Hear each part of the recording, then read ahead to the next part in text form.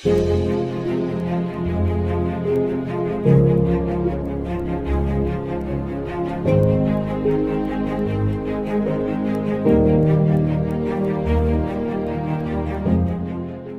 बात करने वाले इंडिया के सबसे बड़े बैंकिंग स्कैम के बारे में, जिसने नीरव मोदी और विजय माल्या को भी पीछे छोड़ दिया। क्योंकि and now they vote to this company be like शाबाश बेटा, बहुत बढ़िया मुन्ना।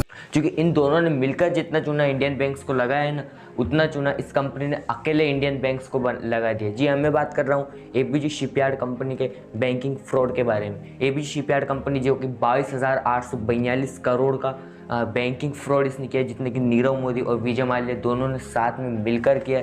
उनकी वैल्यू थी 23,000 करोड़ एंड इस कंपनी ने अकेले 22,842 करोड़ का चुना इंडियन बैंक्स को लगा दिया। एंड इंटरेस्टिंग बात पता है क्या है? इंटरेस्टिंग बात यह है कि जब भी इंडिया में ऐसे कोई भी स्कैम्स होते हैं, चाहे हमने नीरव मोदी स्कैम में, विजय माल्या स्कैम, उसमें PSU यानी सरकारी बैंक्स का नाम पहले आता है। लेकिन इस स्कैम के अंदर जो मेजर एक्सपोजर आए, जो टॉप नाम आए वो आए प्राइवेट बैंक्स के, जैसे ICICI bank, IDBI bank, SBI bank. And इसमें सबसे मेजर एक्सपोजर आया है ICICI बैंक का पूरे 7,089 करोड़ रुपए का। उसके बाद में फिर IDBI बैंक जिसका 3639 करोड़, और फिर आता है SBI बैंक 2925 करोड़ का। इस पूरे स्कैम को डीपली समझने से पहले हम समझते हैं एबीजी शिपयार्ड कंपनी के बारे में कि एबीजी शिपयार्ड कंपनी एक्चुअली है क्या।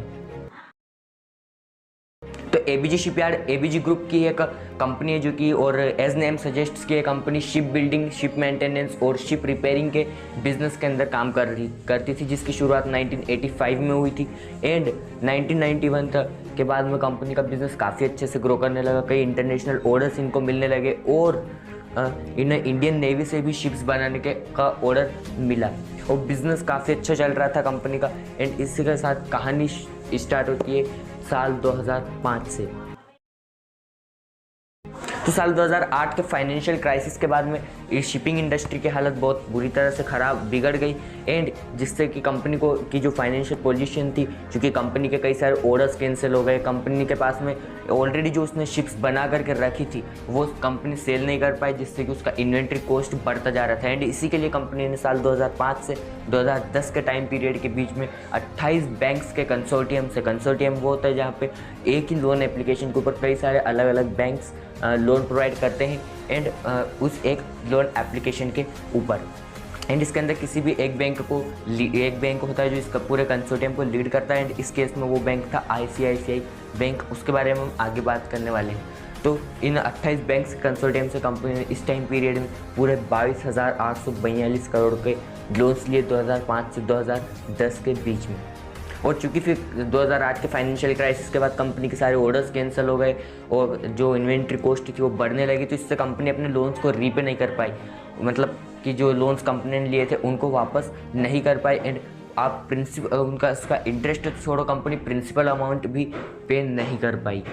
और फिर नवंबर 2013 में इसे बैंक्स के कंसोर्टियम ने नॉन परफॉर्मिंग एसेट यानी NPA, नॉन परफॉर्मिंग एसेट वो होती है जहाँ से बैंक को पैसा वापस मिलना बंद हो जाता है, वो प्रिंसिपल हो या इंटरेस्ट हो, दोनों ही तरह का बिल्कुल बंद हो जाता है, एक तरह से डूब जाता है वो लोन बैड डेप्ट की तरह। तो NPA कंपनी को नवंबर 2013 में बैंक्स के कंसोर्टियम ने घोषित कर दिया, डिक्लेयर कर दिया। और इसके बाद बैंक्स के कंसोर्टियम ने अप्रैल 2018 में अर्नस्ट एंड यंग, जो कि टॉप 4 ऑडिट कंपनीज में से एक है, उसको हायर किया एबीजी शिपयार्ड के ऑडिट के लिए। और इस अर्नस्ट एंड यंग ने फिर अप्रैल 2012 से जुलाई 2017 के बीच के जितने भी फाइनेंशियल ट्रांजेक्शन एबीजी शिपयार्ड के हुए सभी का ऑडिट किया और 2019 में रिपोर्ट को सबमिट किया, जिसमें ये पता लगा कि कंपनी के अंदर कई सारे फाइनेंशियल फ्रॉड्स हुए और कंपनी के अंदर राउंड ट्रिपिंग करी गई, यानी कि पैसों को घुमाया गया है।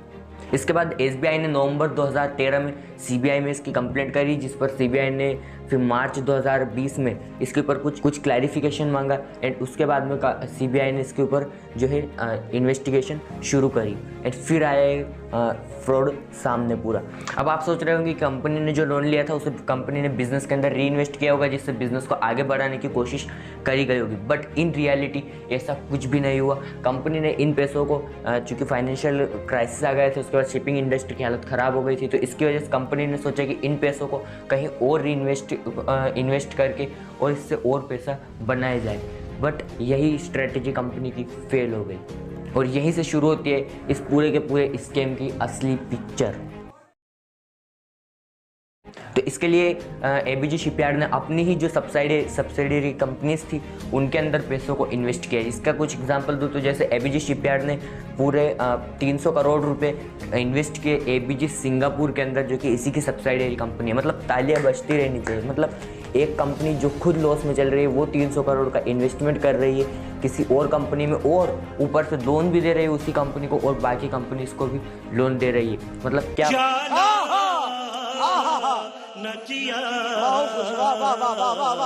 मतलब खुद का घर जल रहा है और हम चले दूसरे के घरों को बचाने के लिए।